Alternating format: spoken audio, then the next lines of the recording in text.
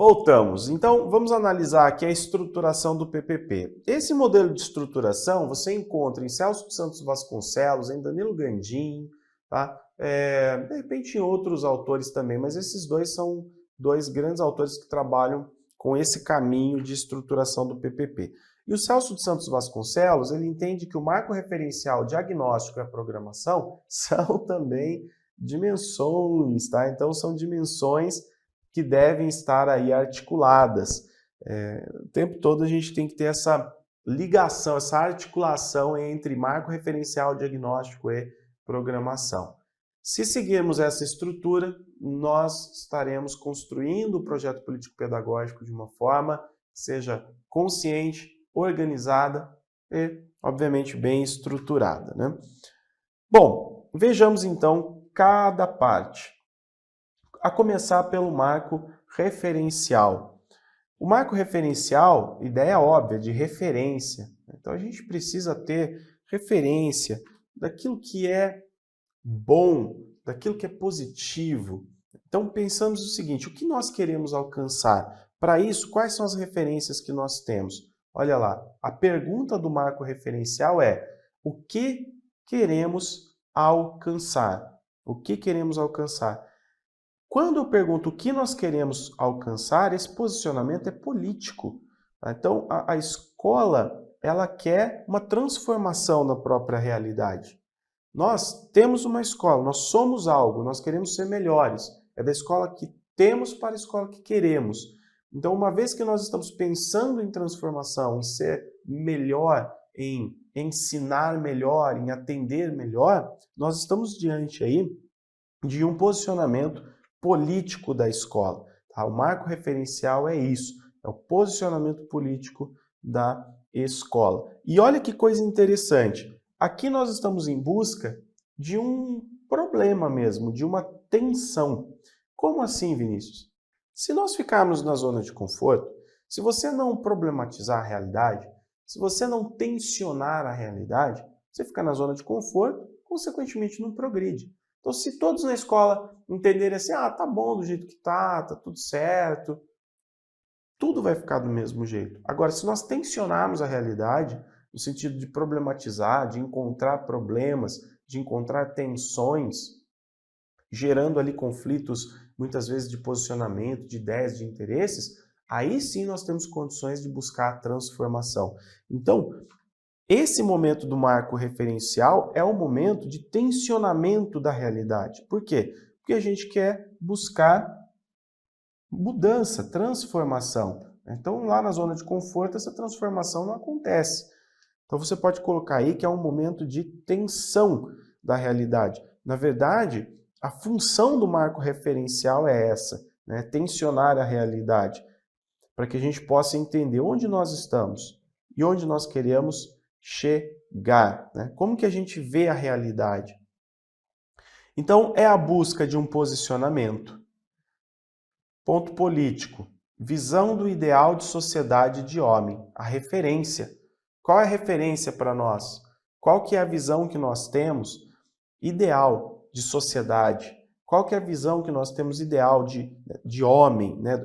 Aliás, do ideal de sociedade e do ideal de homem? No aspecto pedagógico, definição sobre a ação educativa e sobre as características que deve ter a instituição que planeja. Então, nesse sentido também, né, vamos buscar referências. Como que deve ser a ação educativa no aspecto pedagógico, no plano pedagógico, as características que deve ter a instituição que nós vamos planejar. Dentro do marco referencial, nós temos 3 marcos. A gente tem o marco situacional, o marco político-filosófico e o marco operativo. O que é o marco situacional? Caracterizado por indagações que levam à identificação de uma visão geral da realidade na qual está inserida a instituição escolar. Então, aqui, gente, é um momento, né, o momento do marco referencial é um momento de muitas perguntas, para nós entendermos o que nós queremos alcançar, com base nos ideais que nós temos de sociedade, de homem, de ação educativa, né, de instituição, de funcionamento institucional, o que nós queremos alcançar? Então é um momento de perguntas. Vejam, que escola é a nossa? Onde estamos? Como percebemos a realidade? Então, isso é um marco situacional. Em que situação nós estamos? É a compreensão ali do pessoal que está planejando do grupo, né? Qual é a visão que o grupo tem sobre a realidade? Sobre a realidade, por exemplo, como que está o nosso país? O mundo? Nossa comunidade? A instituição? Né? As forças, as fragilidades? Então, essa tomada de consciência se faz a partir de questões, de perguntas, de indagações para compreender a situação atual. Esse é o marco situacional. Aí vem o marco político, refere-se ao ideal geral da instituição. Perguntas como: que escola nós desejamos? Que valores sociais e políticos nos orientarão? Então a gente leva em consideração, sim, bases filosóficas. Quando a gente fala da ética, de sociedade, enfim, nós precisamos definir valores. Quais são os valores bons para nós, que nós consideramos bons, ideais, para que a gente possa prosperar? E qual é a base filosófica por trás disso? No marco filosófico são expressos, portanto, os valores éticos, os ideais, as concepções, opções da comunidade, suas utopias, olha que interessante, seus sonhos. Ok? Então é uma definição da filosofia ali político-pedagógica que vai servir de base para a construção da instituição. Então você pode se deparar às vezes com um pensamento mais progressista, com um pensamento mais conservador, dependendo da instituição, dependendo do grupo. Isso falando em linhas gerais, né? Porque infelizmente a gente precisa ficar polarizando para falar desses assuntos. Mas isso não quer dizer que essa polarização precise necessariamente acontecer. O que importa é tomar consciência da realidade e das bases filosóficas existentes para que a gente encontre aí um caminho a ser traçado. E o marco operativo refere-se à forma de ação ou operacionalização dos ideais identificados no marco político filosófico. Então, perguntas no sentido de como alcançar o que nós desejamos, de que maneira pensamos o horizonte das nossas ações. Então, a gente precisa encontrar ali uma proposta de ação para tudo que foi discutido. Para tudo que foi discutido. Né? Temos que encontrar propostas de ações, de ações, para alcançar as finalidades que desejamos. Okay? Então, essas três dimensões elas devem estar articuladas e tudo começa nas indagações do marco referencial. Depois do marco referencial, a gente vai para outra dimensão, que é o diagnóstico. O que nos falta para ser o que desejamos? Então, no primeiro momento de discussão, no marco referencial, a gente quer entender primeiro ideal de sociedade, ideal de homem, de ação educativa, de escola, qual que é a situação do mundo, da sociedade, da comunidade, da escola, qual é a base teórico-filosófica que nós vamos ter como referência para alcançar nossas metas e finalidades, a educação ideal, formação do homem ideal, enfim, e quais são as ações que nós colocaremos em prática, no caso aqui do marco operativo. Né? Então, como que vai funcionar a operacionalização? Como que a gente alcança tudo que nós desejamos? Agora vem o diagnóstico. Então, o diagnóstico é, com base no que nós queremos, nas nossas referências, o que falta para a gente alcançar tudo isso? Então, vamos fazer um diagnóstico. O diagnóstico, gente, olha para uma realidade concreta. Tá? Agora eu olho para a escola, para aquilo que ela é mesmo, para a realidade concreta da instituição. E não dá para a gente simplesmente descrever. Um ponto muito importante do diagnóstico é que ele não pode ser fruto de mera opinião ou de mera descrição. Tá? Então tem que tomar muito cuidado, porque nesse caso ele será incompleto. Nós percebemos isso, mas se for uma percepção imediata, só uma descrição, uma opinião, não serve. Okay? Então, o diagnóstico ele tem que ser construído a partir de problematização da realidade. Não é mera descrição da realidade. Como assim, Vinícius? Se eu, por exemplo, entendo que a instituição, né, tem ainda altos índices de reprovação, eu preciso entender de onde vem isso. Eu preciso entender todos os fatores por trás desse índice de reprovação. Simplesmente colocar que a instituição sofre com altos índices de reprovação, simplesmente descrever o óbvio, não quer dizer nada. Nós precisamos entender o porquê que isso acontece. E a partir do momento que existe uma problematização, né, nós não queremos esse número, nós queremos eliminar essas reprovações. Mas, se eu tenho ali noção do que realmente acontece, se a gente tem um diagnóstico problematizado, se a gente tem mais informações do que aquilo que é superficialmente percebido, então nós temos mais condições de transformar aquela realidade. Bom, nesse processo de problematização, o que a gente encontra muitas vezes no diagnóstico? A gente encontra muitas vezes contradições. Tá? Então, por exemplo, a instituição, para muitas pessoas, a instituição não alcança suas finalidades, ela não realiza um bom papel, porque os alunos têm uma nota ruim no SAEB. Mas será que simplesmente dizer que o aluno tem nota ruim no SAEB relata tudo sobre qualidade de ensino numa determinada instituição? Será que essa informação por si só já qualifica o trabalho da instituição? Então, muitas vezes existem contradições daquilo que a instituição está buscando para a formação do sujeito e daquilo que o SAEB está realmente cobrando, avaliando. É preciso problematizar também para compreender se há contradições nesse processo. Então tem aqui a busca das necessidades a partir da análise da realidade e ou do juízo sobre a realidade da instituição. Comparação com aquilo que desejamos que seja. Então, como que eu quero que a escola seja? Assim, assado. E como ela é? E por que ela é assim? Celso dos Santos Vasconcelos diz: o diagnóstico não é simples retrato da realidade ou um mero levantamento de dificuldades.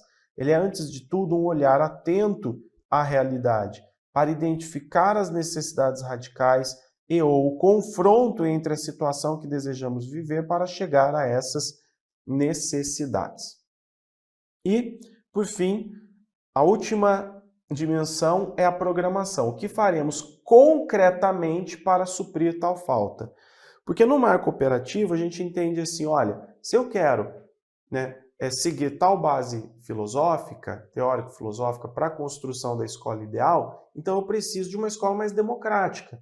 No caso do marco operativo, qual é a ação? A gente precisa ter conselho de escola democrático, a gente precisa ter uma associação de pais e mestres atuante, a gente precisa ter assembleias dentro da escola, nós precisamos pensar em processos mais coletivos, democráticos, com participação de mais pessoas nos momentos de decisão. Então a gente pensa em torno dos valores. Será que a gestão democrática está sendo implementada realmente?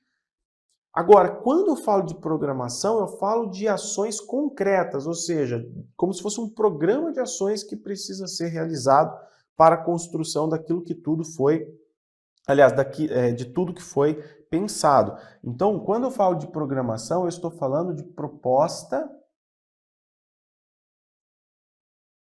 de ações. Proposta de ações. Quer dizer, tudo que vai ser feito, de que forma nós vamos fazer para superar todos os problemas que foram detectados aqui no diagnóstico e, consequentemente, alcançar a realidade que nós visualizamos no marco referencial. Então, é a proposta de ação, o que é necessário e possível para diminuir a distância entre o que vem sendo a instituição e o que ela deveria ser. No caso aqui, a gente tem o Danilo Gandim, né, uma contribuição do Danilo Gandim. É uma proposta de ação para dirimir a distância entre a realidade da instituição, que planeja, e o que estabelece o marco operativo. Dito de outra forma, é a proposta de ação para sanar, satisfazer as necessidades apresentadas também aqui pelo diagnóstico. Então a gente fala assim, para nós termos uma escola melhor, a gente precisa ter uma escola mais democrática, a gente precisa ter um conselho de escola atuante. Outra questão é, o que nós vamos fazer para que esse conselho de escola seja mais atuante? Existe e seja mais atuante. Então tem que ter regulamentação no regimento escolar, que de repente não tem que ter instituição formal dele, tem que ter, por exemplo, algum estatuto, tem que ter a mobilização de todos para que os interessados em participem de um processo de escolha e os representantes do segmento sejam escolhidos. Então o que a gente precisa fazer? A gente precisa buscar apoio na Secretaria de Educação. Isso tudo acontece na programação, nas ações que serão efetivamente realizadas para a concretização de tudo que foi pensado até agora. Beleza? Então, aí nós temos as 3 dimensões de estruturação do projeto político pedagógico. Agora, gente, aqui, sugestão de roteiro para a formulação do projeto pedagógico curricular. Essa estrutura ela é oferecida por Libânio, mas no livro, por exemplo, Projeto Político Pedagógico, uma construção possível, você tem também a professora Ilma Veiga lá oferecendo um modelo, um roteiro, outros autores também vão oferecer. Celso Santos Vasconcelos oferece também. O que importa não é se existe um roteiro ideal ou não. O que importa é existir um roteiro. O roteiro significa método. Tem que ter um método, um caminho sobre o que nós vamos discutir e como esse documento será estruturado e organizado. O que vai ter dentro dele? O roteiro indica isso. O roteiro, no caso, é sempre uma sugestão. A equipe vai ter que encontrar coletivamente o melhor roteiro. Então não existe o roteiro. Existe um roteiro que foi definido pela instituição. O que não pode acontecer é o projeto político-pedagógico ser discutido e elaborado sem uma metodologia. Isso é o que não pode acontecer. Tranquilo aqui também, né? Eixos relacionados à construção do projeto político-pedagógico. O que é isso, Vinícius? Nós temos aqui 3 eixos de acordo com a Juliane Marçal. Quais são eles? O eixo da flexibilidade, o eixo da avaliação e o eixo da liberdade. Meu Deus do céu, onde que tem isso? Na LDB, tá? Então, é na LDB que a gente encontra isso. Os autores fazem uma leitura da legislação, da LDB, da Constituição das Diretrizes, e representam aquilo que está na legislação, interpretam aquilo que está na legislação para dar sentido, para contribuir, para que a gente entenda cada vez mais e melhor o que realmente significa e como nós devemos enxergar o projeto político-pedagógico. Então esses são os eixos relacionados à construção do projeto pedagógico. O da flexibilidade vincula-se à autonomia, possibilitando a escola organizar o seu próprio trabalho pedagógico. Flexibilidade nesse sentido quer dizer, a escola não tem que esperar um programa ideal vir lá de cima. Se eu preciso resolver questões relacionadas à escola, construir a identidade da escola, se eu preciso analisar, por exemplo, fazer uma análise, um diagnóstico da realidade escolar, se eu preciso, de repente, pensar em referências, em metas, em finalidades, eu não preciso esperar que alguém faça isso pela escola. A própria escola pode já tomar as rédeas do processo, sempre respeitando as normas comuns do sistema de ensino e as normas do sistema específico, de um determinado sistema de ensino. Então, essa autonomia ela é sempre relativa, sim, mas é a partir dela que a escola pode agir, que ela não precisa ficar refém, por exemplo, de uma medida burocrática, de uma decisão que vem de cima. O eixo da avaliação reforça um aspecto importante a ser observado nos vários níveis de ensino público. A avaliação, gente, nesse sentido, é o seguinte: aquilo que acontece dentro da instituição, sim, precisa ser avaliado, até porque há a necessidade de, vamos pensar assim, há necessidade de prestação de contas. Tudo que acontece numa instituição pública, no caso da escola pública, tem que ser de forma transparente. Então tem que ter avaliação do que está acontecendo, do processo. Essa avaliação, existe avaliação externa, né, de órgãos externos, do MEC, por exemplo, da Secretaria de Educação. Existe avaliação interna, em que as pessoas ali dentro da escola podem criar comissões de avaliação. Existe avaliação da aprendizagem. Né? Para que serve a avaliação? A avaliação serve sempre para impulsionar a instituição, a aprendizagem, enfim, para frente. Fazer com que ela melhore e fazer com que essa instituição seja transparente e possa também prestar contas para a comunidade. O eixo da liberdade. A escola tem que ser, dentro da autonomia relativa, livre para atuar, para agir. Então, liberdade, por exemplo, no que diz respeito ao pluralismo de ideias. Ela é livre para, por exemplo, identificar qual é a melhor concepção pedagógica, qual é a melhor ideia pedagógica ou concepção pedagógica para aquela instituição que estão querendo construir coletivamente, em que todos estão buscando um bem comum. Então não existe uma ideia apenas, né? Existem muitas ideias na filosofia, na sociologia, na pedagogia, e a escola tem liberdade para escolher qual é aquela que realmente atende aos anseios da coletividade. Proposta de gestão democrática, de ensino público, a ser definida em cada sistema de ensino, enfim. Então esses são os eixos relacionados à construção do PPP, que se encontram em artigos da LDB, como nós colocamos, né? Artigo 9º, artigo 3º, aqui artigo, poderia colocar lá, artigo 14 da LDB, artigo 12, ok? De acordo com Juliane Marçal.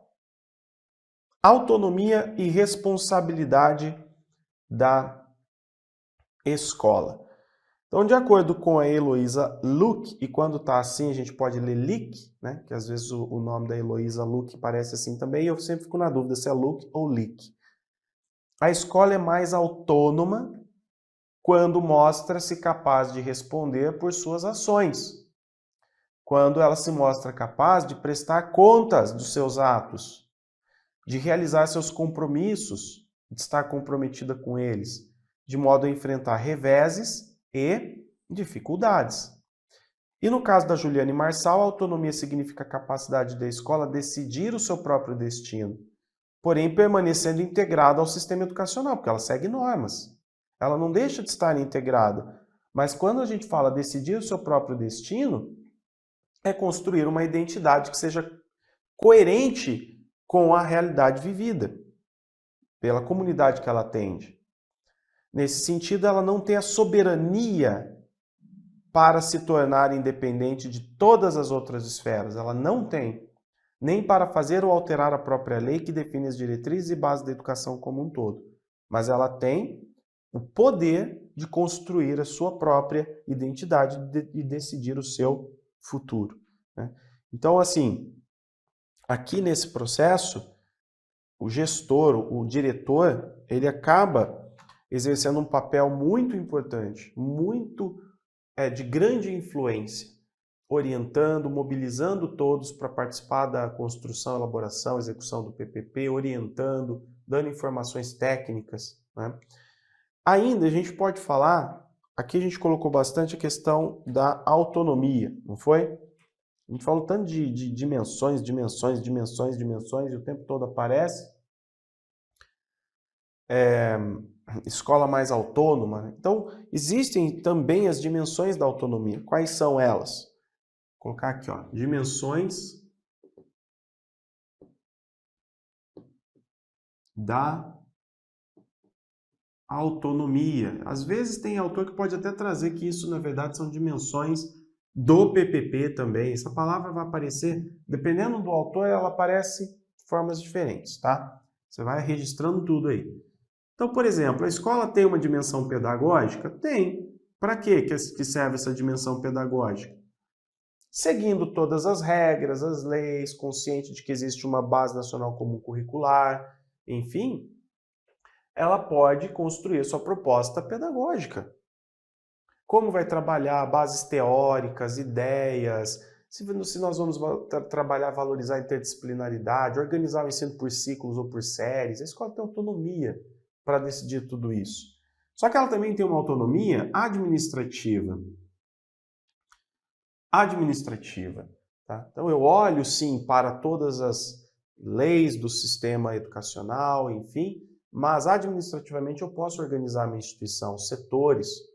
Quais são os setores, como que vão funcionar, processos de gestão escolar, comunicação, que está tudo dentro desses, né, que faz parte desse sistema administrativo, dessa autonomia administrativa.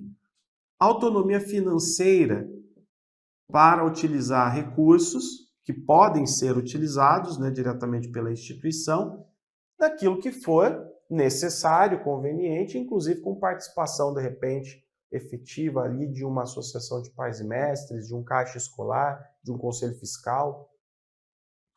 E autonomia jurídica, que é a autonomia relacionada às suas regras e normas, principalmente ali internas, regras, normas internas.